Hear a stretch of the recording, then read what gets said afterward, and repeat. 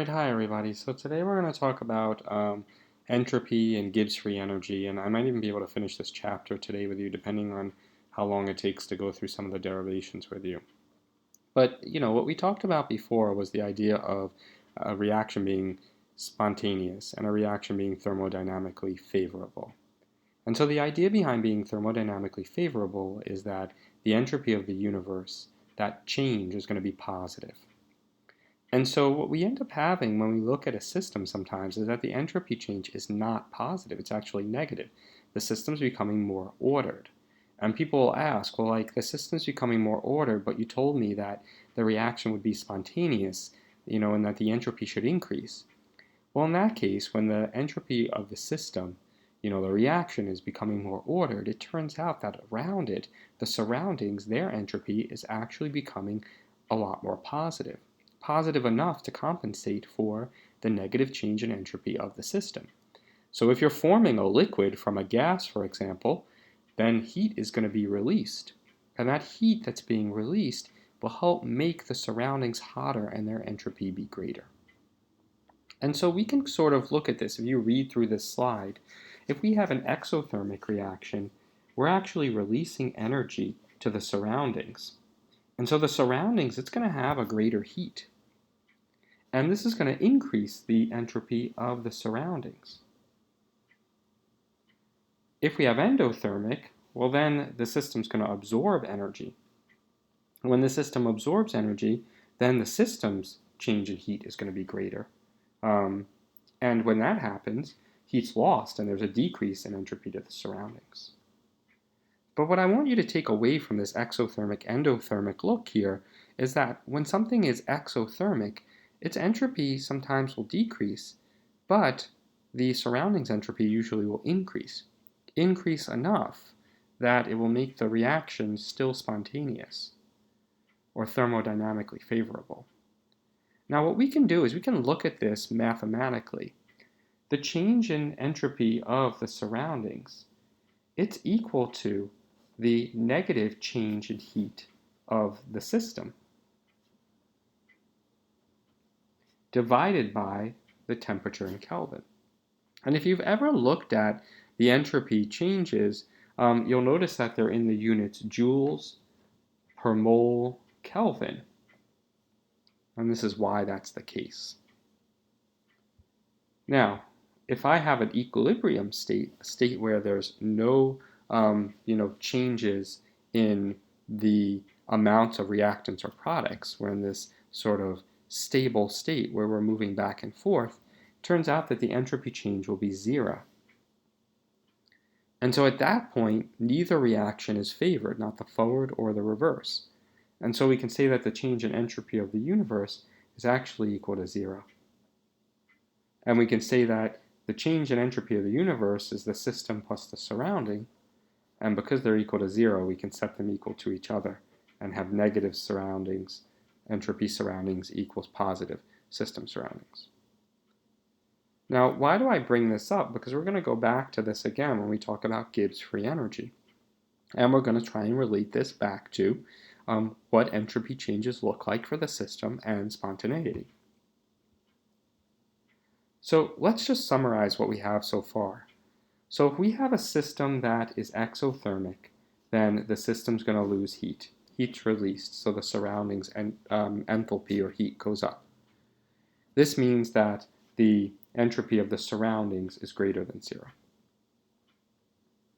So we have two possibilities. The system also has a positive entropy, and in this case, the universe's entropy will also be positive and the reaction will occur. Or we could have a situation where the system's entropy is negative, and in this case the surroundings has to have a high enough entropy change that's positive in order to make the reaction spontaneous. Now if we're endothermic, we have the opposite going on. Now the system is absorbing heat, and so now the system's entropy will go up. And in this case, if the system's entropy goes up, that's going to help yield a spontaneous reaction. And we see this a lot when we dissolve ionic compounds in water. Ionic compounds, they generally will dissolve endothermically. If you remember back last year to table G, all of the curves for solubility when you did temperature versus solubility over here, concentration, this is table G from your Regents reference table, they were pretty much all dissolving endothermically. And yet they all happened, they were all soluble. And that's because of that huge entropy change, taking a solid, ripping it apart, making it a lot less ordered.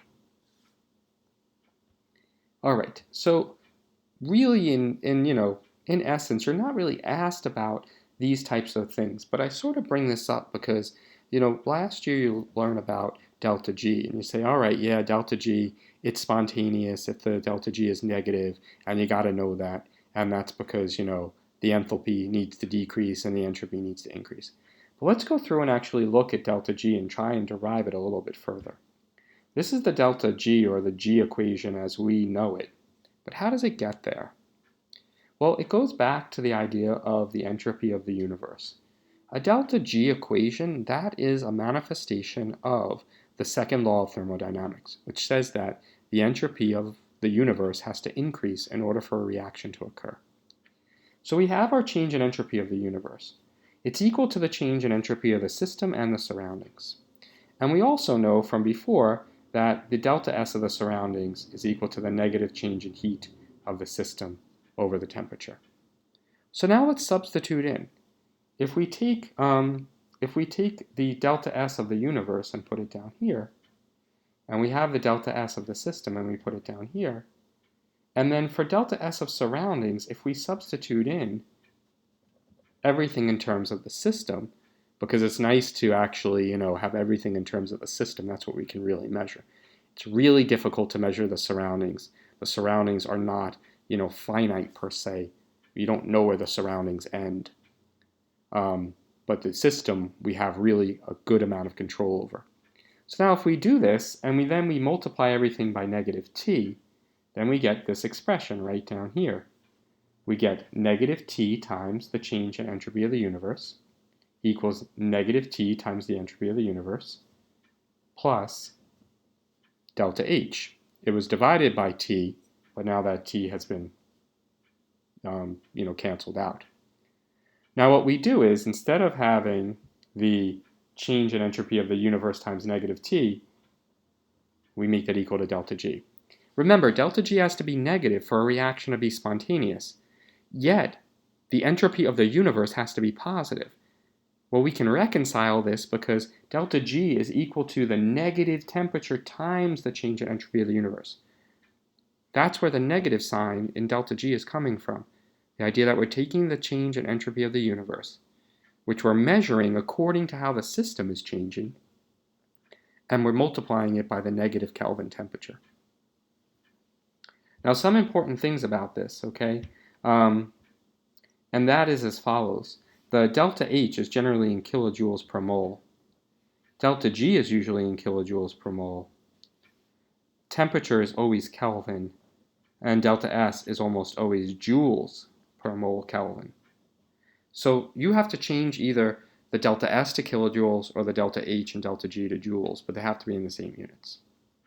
So let's just review this here. The delta G is equal to the negative change or negative temperature times the delta S of the universe. But since we can't measure the delta S of the universe easily, put everything in terms of the system. So for a reaction to be spontaneous, for it to be thermodynamically favored,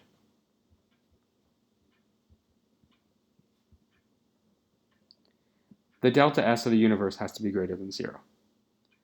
The temperature is in Kelvin, so for a reaction to be spontaneous, where the temperature is greater than 0 because it's Kelvin, and the delta S of the universe is greater than 0, negative T delta S will have to be negative for the reaction to be spontaneous. And remember, delta G negative is equal to negative T delta S. Delta G will be negative. So just to summarize this, when delta G is less than 0, the reaction happens thermodynamically favored. When the delta G is greater than 0, the reaction is not thermodynamically favored. and when delta G is 0, you're at equilibrium. If you have a reversible reaction, delta G will be positive in one direction, negative in another direction.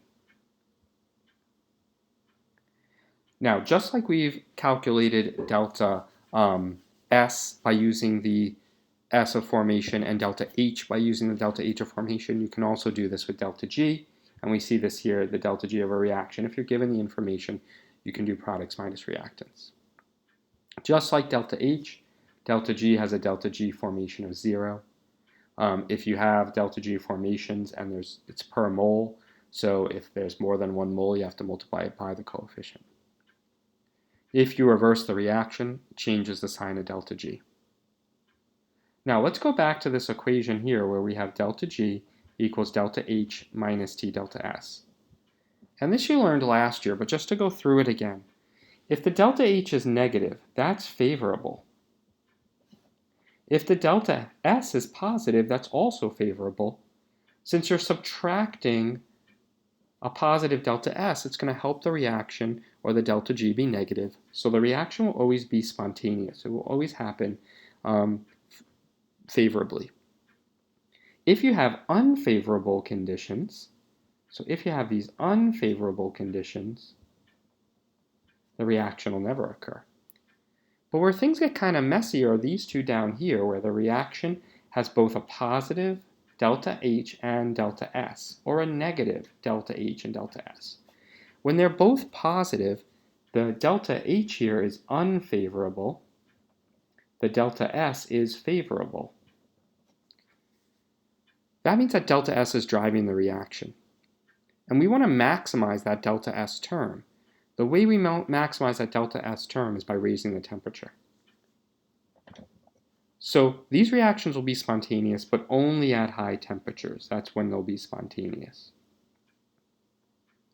Now, what if we have a negative and negative? Well, in this case, now the delta H is favorable.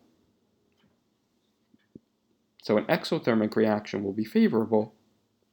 And again, though, now we have an unfavorable delta S. So we want to minimize the T delta S term. We want to make it as small as possible. And so to do that, we lower the temperature. Now, this creates an issue because there are two types of control, something called kinetic versus thermodynamic. If we lower the temperature, then the reaction will be slow. So we have to balance the temperature with making the reaction happen. This gets kind of, crazy here. I don't want you to think that because a reaction is spontaneous that a reaction actually occurs quickly. It may take a long period of time. This doesn't tell us anything about how fast the reaction occurs, just whether it will occur if you give it unlimited amounts of time to happen. Now the last thing I want to just introduce to you here and end with this is the delta G related to equilibrium constants. And so delta G is equal to negative R. R is equal to an energy term, 8.31. That's in joules per mole Kelvin. Temperature has to be in Kelvin. And K is your Kc. It could also be Kp if you wanted to use that as well. Be careful here because delta G, remember, it will end up in joules if you're solving for it, or it usually starts in kilojoules, so be careful with the unit joules. So with this type of question, if delta G is negative, K will be large. It will be greater than 1. If it's greater than 1, then the products are favored. And this makes sense because if the delta G is negative, then it's creating a situation in which you have a spontaneous reaction. The products are favored. And so in that case, you will produce a lot of products and your K will be greater than 1. All right, thanks so much for watching. That's thermodynamics. We'll practice in class.